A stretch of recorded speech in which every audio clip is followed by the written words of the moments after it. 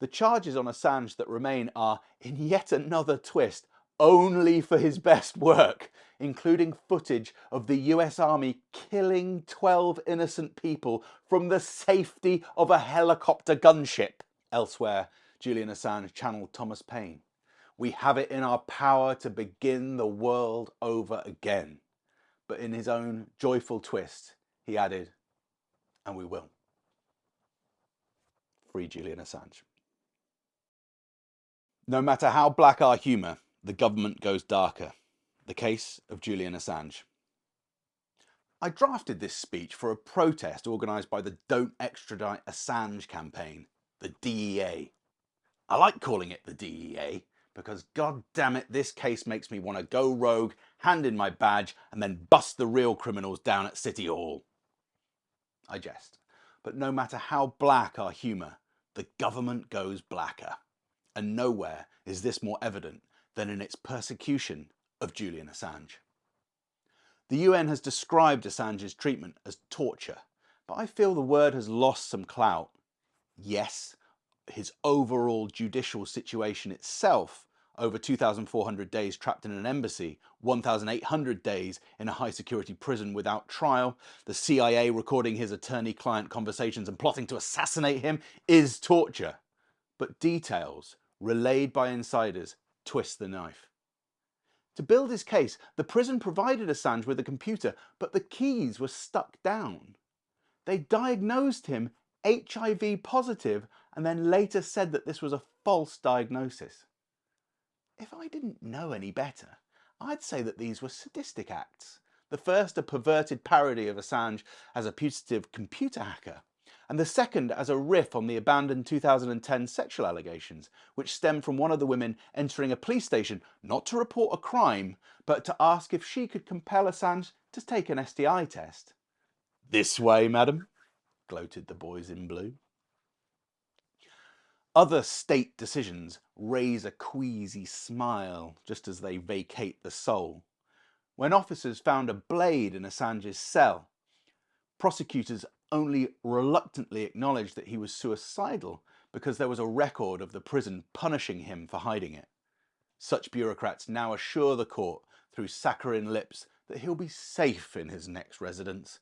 Security in a supermax is too tight to kill yourself. The last photograph of Assange is a grainy CCTV court shot, during which he is experiencing a small stroke, which the prosecution at first thought he was faking. The lesson is clear. When the British government sees signs of stroke, it acts fast. Face. Has it fallen on one side? Good. Arms. Sell as many as possible. Speech. If it's free, shut it down. And time. If you expose our crimes, you'll do time. If all else fails, our next Prime Minister will get your circulation up and running again. Keir Starmer hates when anyone gets cold feet, as his office warned Sweden's Director of Public Prosecutions over Assange. Don't you dare. Apparently there is one more recent picture, a kilted Assange at his wedding to Stella. The prison refused to release it on security grounds, though I suspect it's just because his legs were emaciated. The couple was denied use of the prison chapel, but his radiant, indefatigable bride nonetheless expressed that they felt enveloped by love, as indeed they were. Legislation applied for centuries is being ditched so that we can grind to death our greatest journalist, who not only implicated state and private systems worldwide in corruption, illegal surveillance and false flag attacks, but also established a tool to receive files that protects whistleblowers. The charges on Assange that remain are, in yet another twist, only for his best work, including footage of the US Army killing 12 innocent people from the safety of a helicopter gunship. "If you don't like it, why not go and live in Russia?" I hear them jeer. There's an obvious answer to that. I'd never want to experience our foreign policy. Genuinely, we can make a difference.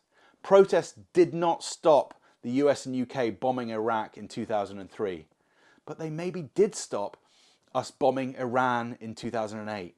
And fresh public complaints definitely stopped David Cameron and Barack Obama bombing Syria in 2013. If wars can be started by lies, observes our century's Nelson Mandela, peace can be started by truth. Elsewhere, Julian Assange channeled Thomas Paine. We have it in our power to begin the world over again. But in his own joyful twist, he added, and we will. Free Julian Assange.